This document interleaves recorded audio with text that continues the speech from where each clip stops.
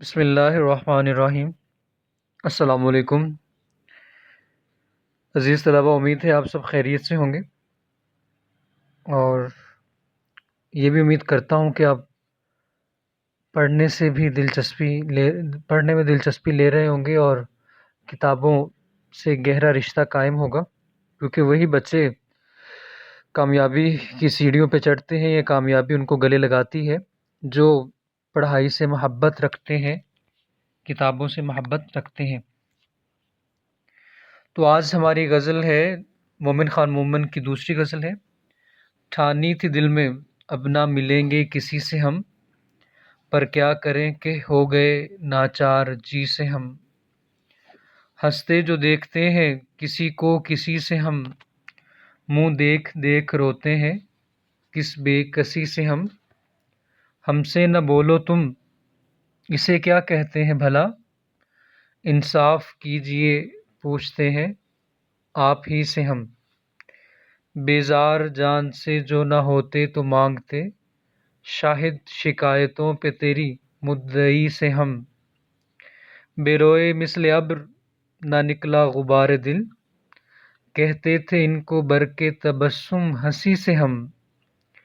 क्या गुल खिलेगा देखिए है फसले गुल तो दूर, और सुए दश्त भागते हैं कुछ अभी से हम। ले नाम आरज़ू का तो दिल को निकाल ले, मोमिन न हो जो रब्त रखें बिद्दती से हम।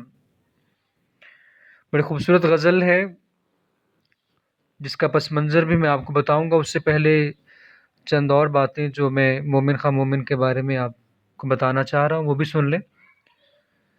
हकीम मोमिन ख़ां उन शुअरा में थे जिनकी कदर उनके अहद में ना हो सकी। इसके बाद भी मुद्दतों अहले कलम ने उनकी तरफ से बेइतनाई बरती, यानी बेतवजही और लापरवाही का रवैया रखा। मगर शुक्र है कि इधर लोगों ने इस नाइंसाफ़ी की तलाफ़ी करना चाही। चुनाचे सबसे पहले मौलाना ज़िया अहमद बदायूनी और इसके बाद मौलाना नियाज़ फ़तेहपुरी ने मोमिन की कदर व कीमत का तयन किया और अहले इल्म को इनकी तरफ मुतवज्जे किया। और भी बहुत से लोगों ने मोमिन की अहमियत को उजागर किया। तो इसके अलावा जो है मोमिन ख़ां मोमिन जो है उन्होंने उर्दू शायरी को एक नया मिजाज अता किया। मोमिन की शायरी को नज़रअंदाज करके इस दौर का मुताला मुमकिन नहीं है। 19वीं सदी की शायरी जिन शुअरा से इबारत है वो गालिब, मोमिन और ज़ौक़ हैं। मोमिन का वो दौर है जब लॉर्ड लीग की फ़ौजें फातिहाना अंदाज से दिल्ली में दाखिल हो चुकी थीं। हिंदुस्तान पर मुग़लों का तसल्लुत यानी गलबा लाल किला में सिमट कर रह गया था। मरहट्टों, रोहिलों और सिखों का ज़ोर हल्का पड़ चुका था। उस वक्त अंग्रेज़ों से मुकाबला सिर्फ हज़रत सैयद अहमद शहीद और उनके रफ़क़ा कर रहे थे। तो मुद्दत से नाम सुनते थे मोमिन का बारे आज, देखा भी हमने इस शुअरा के इमाम को। बारे कहते हैं आखिरकार, कि आखिरकार हम मोमिन का नाम सुन रहे थे, आज हमने उसे देख भी लिया। तो ये प्रोफेसर ज़हीर अहमद सदीकी की किताब है मोमिन ख़ान मोमिन के हवाले से, वो मैंने आपको थोड़ा सा सुनाया जी। इस गज़ल का पस मंज़र ये है कि मोमिन ख़ान मोमिन हज़रत शाह अब्दुल अज़ीज़ देहलवी और उनके ख़ानदान के अक़ीदतमंद थे और सैयद अहमद शहीद को अपना मुर्शिद समझते थे और इनके दस्ते रास्त शाह इस्माइल से भी अक़ीदत रखते थे। दस्ते रास्त होता है जो दाहिनी हाथ, यानी जो बहुत करीबी और जो सबसे अहम इंसान होता है किसी के लिए, दस्ते रास्त, या जो उसका अपना मुरीद होता है, ख़ास बंदे को दस्ते रास्त कहते हैं, ताकतवर इंसान को भी कहते हैं। मोमिन ख़ान मोमिन के दोस्त फ़ज़ल हक खैर आबादी भी शायर थे। ये आरज़ू तखल्लुस करते थे। मोमिन और मौलाना फ़ज़ल हक की खूब दोस्ती थी, आपस में बड़ी गाढ़ी छनती थी। बड़े करीबी दोस्त थे, आपस में अक्सर इकट्ठे रहते थे। मौलाना फ़ज़ल हक खैर आबादी और शाह इस्माइल के इल्मी मुनाज़रे चलते रहते थे। एक मरतबा شاہ اسماعیل نے مناظرے کا جواب دینے میں کچھ توقف کیا، یعنی مناظرے کا جواب دینے میں وقفہ کیا، تو آرزو نے طنزاً کہا، بس جی جواب دے دیا، دینا ہوتا تو ابھی دے لیتے۔ مومن کو مولانا فضل حق خیر آبادی آرزو کی یہ بات بڑی بری لگی۔ اس دوران وہ تیش کھیل رہے تھے دونوں دوست، تو غصے میں آ کر مومن نے شطرنج کا تختہ الٹ دیا اور یہ کہہ کر کھڑے ہو گئے، لے نام آرزو کا تو دل کو نکال لیں۔ یعنی یہ اس غزل اس وقت تو غصے میں انہوں نے کہا تھا کہ آئندہ جو ہے اپنے اس دوست سے انہوں نے دوستی منقطع کر لی اور کبھی نہیں ملیں گے، لیکن پھر وہی مصرع جو ہے ان کی غزل کا مقطع بنا۔ مومن نے مولانا فضل حق سے دوستی منقطع کر لی، بعد میں صلح بھی ہو گئی۔ یہ غزل اسی قطع تعلقی کے احساسات پر مشتمل ہے، تاہم ان واقعاتی اشعار میں رنگ تغزل بھی پایا جاتا ہے، یعنی معاملہ بندی اور محبوب سے چھیڑ چھاڑ، حسن و جمال کی ہجر و فراق کی باتیں، شوخی کی باتیں، رکیب کی سے تانا زنی، یعنی یہ ساری تغزل کی خصوصیات ہیں۔ پہلا شعر ہے، ٹھانی تھی دل میں اب نہ ملیں گے کسی سے ہم، پر کیا کریں کہ ہو گئے ناچار جی سے ہم۔ مفہوم ہے، ہم نے محبوب سے نہ ملنے کا پختہ ارادہ کر لیا تھا، مگر کیا کریں کہ دل کے ہاتھوں مجبور ہو گئے۔ اس غزل میں مومن کہتے ہیں کہ میں نے پختہ ارادہ کیا تھا، میں نے مصمم ڈٹرمنٹ تھا، میں اپنی بات پہ قائم رہنے کا میں نے پکا ارادہ کیا کہ اب جب کہ میرے دوست فضل حق سے رنجش پیدا ہو گئی ہے، اس شخص سے میں ناراض ہو چکا ہوں، اس نے میرا دل دکھایا ہے، تو میں اس سے کبھی نہیں ملوں گا۔ لیکن دل کے ہاتھوں مجبور ہو کر پھر راہ و رسم پیدا کرنا پڑی، کیونکہ دل کی ایک ہی طرح کی کیفیت نہیں رہتی۔ وقتی طور پہ شاعر جو ہے کہتا ہے کہ دل اس شخص سے سخت ناراض تھا، لیکن آہستہ آہستہ یہ برف پگھلتی گئی اور غصہ کم ہوتا گیا، اور میں نے جو ارادہ باندھا تھا، میں نے جو عزم صمیم، عزم مصمم، اٹل نہ ٹلنے والا جو وعدہ تھا، لیکن دل ایسی چیز ہے کہ انسان اس کے ہاتھوں مجبور ہو جاتا ہے، دل کے ہاتھوں مجبور ہو کر میں نے اپنا فیصلہ بدل دیا۔ محبوب سے دور رہنے کا فیصلہ عارضی اور وقتی ثابت ہوتا ہے، بھلا عاشق اگر اس کو دوسرے پیرائے میں دیکھیں تو عاشق محبوب سے زیادہ عرصہ دور نہیں رہ سکتا، وہ اس کی جدائی کیسے برداشت کر سکتا ہے۔ محبوب کے بغیر عاشق کی کیفیت تو کچھ ایسے ہوتی ہے جیسے مچھلی ماہی بے آب، like a fish out of water, وہ بے چینی، وہ تڑپ، مچھلی کو پانی سے نکال کے دیکھیں وہ کیسے تڑپتی ہے، تو جب تک واپس نہ چلی جائے تو اسے سکون نہیں ملتا۔ یہی کیفیت کچھ عاشق کے دل کی ہوتی ہے۔ مومن اس بات حقیقت کھل گئی حسرت تیرے ترک محبت کی، تجھے تو اب وہ پہلے سے بھی بڑھ کر یاد آتے ہیں۔ مومن اس بات کا اعتراف کر رہے ہیں کہ میں اپنے محبوب کے رویے سے دل برداشتہ ہو کر اپنے دل میں تہیہ کر چکا تھا کہ وہ آئندہ اس سے میل ملاقات نہیں رکھیں گے، بلکہ مکمل طور پہ تعلقات ختم کر لیں گے، کہ اب ترک تعلق ہی میں عافیت ہے۔ لیکن ایسا وہ کر نہیں پائے اور ان کو دوبارہ سے راہ و رسم بڑھانے پڑے، دوستی کو بحال کرنا پڑا۔ پھر اسی بے وفا پہ مرتے ہیں، پھر وہی زندگی ہماری ہے۔ بڑا خوبصورت شعر ہے، لکھ بھی سکتے ہیں، پھر اسی بے وفا پہ مرتے ہیں، پھر وہی زندگی ہماری ہے۔ تو اس میں ایک عاشق کی بے بسی اور ناچاری کا مضمون باندھا گیا ہے۔ عاشق کا محبوب انتہائی سنگ دل اور بے پرواہ ہے، ٹھیک ہے، تو وہ عاشق کی بجائے غیروں سے تو کہتے ہیں کہ باتیں کرتا ہے اور عاشق کو خاطر میں نہیں لاتا۔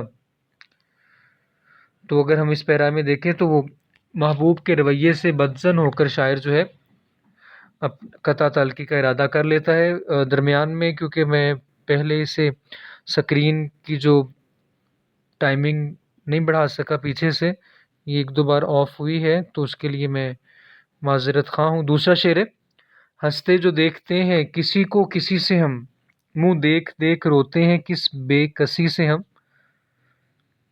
منہ دیکھ دیکھ رونا، کسی کی طرف حسرت سے دیکھ کر رونا۔ بے کسی کہتے ہیں لاچاری، مجبوری، بے بسی، بے کسی۔ مفہوم ہے جب ہم کسی کو کسی سے ہنستے بولتے دیکھتے تو اپنی بے بسی پر ہمیں رونا آتا ہے۔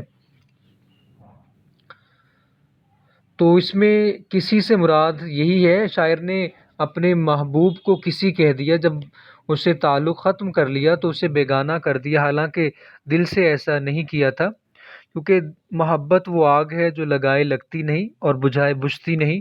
یہ وہ روگ ہے کہ سر جائے تو ہی جی جاتا ہے، جیتے جی محبت کہاں چھوٹتی ہے۔ تو یہ محبت کا یہ وہ ایسا آسیب ہے، یہ ایسا سایہ ہے جو عمر بھر ساتھ نہیں چھوڑتا۔ شاعر کی خواہش تھی کہ اس کا محبوب اس کا ہی بن کر رہے، اس سے باتیں کرے اور اسی سے دل لگی کرے۔ عاشق کو یہ گوارا نہیں ہوتا کہ اس کا محبوب کسی اور سے ہنس ہنس کر بات کرے یا راحت کی گھڑیاں نصیب کرے۔ لہٰذا اس شعر میں مومن نے محبوب کے لیے کسی کا لفظ استعمال کیا ہے اور کہتا ہے کہ جب ہم کسی کو اپنے سوا کسی اور سے ہنستے ہوئے دیکھتے ہیں تو ہمیں اپنی بے بسی پر رونا آتا ہے۔ شاعر کہتے ہیں جب دنیا میں دو بچھڑے ہوئے ساتھی گلے ملتے ہیں تو ہم بے سہاروں کو بڑی تکلیف ہوتی ہے۔ حالانکہ جتنی بھی شکایت ہو، گلے لگتے ہی سارے گلے انسان بھول جاتا ہے، لیکن صدقے دل سے اگر قدم اٹھایا ہو، صدقے دل سے قدم بڑھایا ہو تو بات بنتی ہے۔ ریاکاری اور منافقت یہ کبھی بھی طویل نہیں چل سکتے، یہ لانگ ٹرم نہیں ہوتے بلکہ عارضی ہوتے، اور لالچ اور خود غرضی کا رشتہ بھی زیادہ دیر نہیں چلتا۔ شاعر کہتا ہے روز کہتا ہوں بھول جاؤں اسے، روز یہ بات بھول جاتا ہوں۔ ایک اور بڑا خوبصورت شعر ہے، میں آہستگی سے پڑھتا ہوں، آپ اسے بھی لکھ لیں۔ ویسے تو میں انشاءاللہ جب غزل اینڈ ہوگی تو اس وقت بھی آپ کو چند اشعار میں حوالے کے وہ لکھی ہوئی فارم میں آپ کے سامنے موجود ہوں گے۔ الہی کیوں نہیں اٹھتی قیامت، ماجرا کیا ہے، ہمارے سامنے پہلو میں وہ دشمن کے بیٹھے ہیں۔ الہی کیوں نہیں اٹھتی قیامت، ماجرا کیا ہے، ہمارے سامنے پہلو میں وہ دشمن کے بیٹھے ہیں۔ شاعر جدائی کے صدمے سے بے بس ہے، دوچار ہے، وہ محبوب کی دوستی چاہتا ہے، قربت چاہتا ہے۔ جب وہ دو چاہنے والوں کو ہنس ہنس کر ملتے ہوئے دیکھتا ہے تو اسے اپنی محرومی اور بے بسی کا نہایت شدت سے احساس ہوتا ہے۔ فرض کریں آزادی کے دن کوئی ایک پرندہ قید میں ہو تو اسے کیسا محسوس ہوگا۔ عید کے دن باقی سب تو خوشیاں منا رہے ہو اور کوئی شخص اس خوشی کے موقع پہ بھی تنہا ہو تو اس کی وہ تنہائی اسے کاٹنے کو دوڑتی ہے۔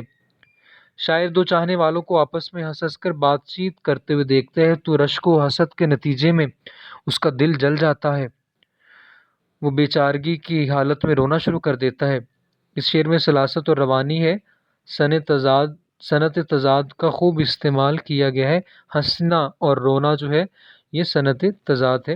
اگلا شعر ہے: ہم سے نہ بولو تم اسے کیا کہتے ہیں بھلا، انصاف کیجئے پوچھتے ہیں آپ ہی سے ہم۔ اے محبوب آپ کا یہ کہنا کہ مجھ سے نہ بولا کرو، آپ ہی انصاف سے بتائیں اس رویے کو بھلا کیا کہتے ہیں۔ بھلا اپنے چاہنے والوں سے اس طرح کا رویہ رکھنا چاہیے۔ میری جاں چاہنے والا بڑی مشکل سے ملتا ہے، سچے انسان دنیا میں بہت کم ہے، تو جو اول ہوس اور ہوس پرست لوگ ہوتے ہیں وہ اپنی میٹھی میٹھی باتوں سے اور چالوں سے محبوب کو اپنے جال میں پھانس تو لیتے ہیں، لیکن بعد میں انہیں اپنے سچے عاشق کی قدر و قیمت کا احساس ہوتا ہے، جو بیچارہ سادگی کی وجہ سے محبوب کے دل میں جگہ نہیں بنا سکتا، لیکن بعد میں اسے اچھے اور برے کی پہچان ہو جاتی ہے۔ شاعر محبوب کو اس کی بے رخی کا احساس دلاتے ہوئے کہتا ہے محبوب یہ بات مناسب نہیں کہ ذرا سی رنجش و ناراضی پر بات چیت ترک کر دی جائے۔ اپنی شاعر کہتے ہیں کہ اپنی اس کہی ہوئی بات پر غور تو کرو کہ ہم سے نہ بولو تم، بھلا جو روشنی جو ہے پھول سے خوشبو کیسے جدا رہ سکتی ہے، شمع سے پروانہ کیسے الگ ہو سکتا ہے؟ تو ہم تو ایک دوسرے میں یہ باہم شیر و شکر ہیں، تو ایک کیسے ہم ایک دوسرے سے الگ ہو سکتے ہیں؟ محبوب سے جدائی کا دوسرا نام تو موت ہے۔ تو شاعر درخواست کر رہے ہیں محبوب سے کہ اپنے اس رویے پہ غور و فکر کرو، اپنے اس فیصلے پہ رجوع کرو کہ دوستی تو نبھانے کا نام ہے، اور یہ کیسے ہو سکتا ہے کہ ایک دوست دوسرے دوست سے بات نہ کرے، ہم کلام نہ ہو؟ شاعر کہتے ہیں کہ یہ تفریق ظالمانہ نہیں کہ اوروں سے تو ہنس ہنس کر بات کرے، اور میں جب بھی تم سے ہم کلام ہونا چاہتا ہوں تو تم انتہائی غصے سے، انتہائی سرد مہری سے، بے رخی سے، سنگ دلی سے، کٹھور پن سے کہہ دیتے ہو کہ اجی ہم سے نہ بولو۔ کہتے یہ رویہ انتہائی تکلیف دہ اور ناگوار ہے، میرا دل جو ہے کرچیوں میں بڑھ جاتا ہے، خون کے آنسو ہوتا ہے۔ میں کیسے بتاؤں کہ مجھے یہ باتیں جو ہے مجھے تیر کی طرح میرے دل و جگر کو زخمی کر جاتی ہیں۔ شاعر کہتے ہیں آپ ہی اپنی اداؤں پہ ذرا غور کریں، ہم اگر عرض کریں گے تو شکایت ہوگی۔ تو شاعر کہتے ہیں کہ یہ کون لوگ ہیں میرے ادھر ادھر، وہ دوستی نبھانے والے کیا ہوئے؟ وہ لوگ کدھر گئے جو سچے ہوتے تھے، جو محبت کا جواب محبت سے دیتے تھے؟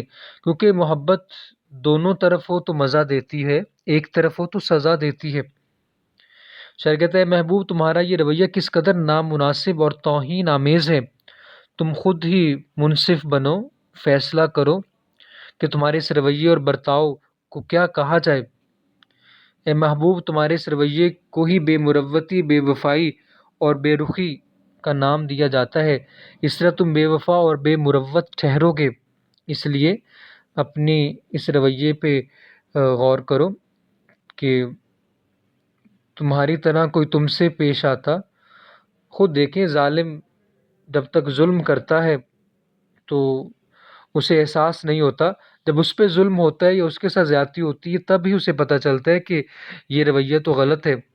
تو آپ شاعر کہتے ہیں کہ جو بات آپ اپنے ساتھ برداشت نہیں کر سکتے، جو رویہ اپنے ساتھ نہیں برداشت کر سکتے، وہ دوسروں کے ساتھ کیوں برتتے ہو، دوسروں کے ساتھ ویسا سلوک کیوں کرتے ہو؟ تمہیں اس پہ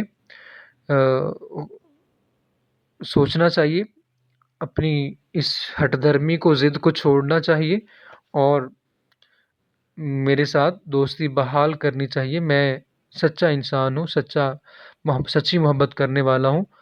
ملاتے ہو اسی کو خاک میں جو دل سے ملتا ہے، میری جاں چاہنے والا بڑی مشکل سے ملتا ہے۔ تو پیارے بچوں، آج کے لیے یہ 3 اشعار ہی تھے، اور انشاءاللہ باقی 4 اشعار کل اس کی تشریح ہوگی، اور حوالے کے اشعار بھی آپ کو لکھوائے جائیں گے۔ تب تک اللہ حافظ۔